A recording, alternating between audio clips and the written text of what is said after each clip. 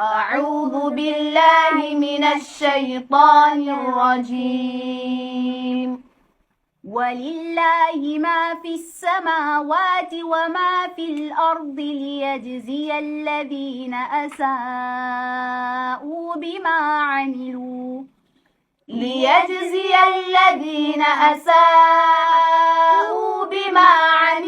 ويجزي الذين أحسنوا بالحسنى الذين يجتنبون كبائر الإثم والفواحش إلا اللمم إن ربك واسع المغفرة هو أعلم بكم إذ أنشأكم من الأرض وإذ أنتم أجنة في بطون أمهاتكم فلا تزكوا أنفسكم هو أعلم بمن اتقى.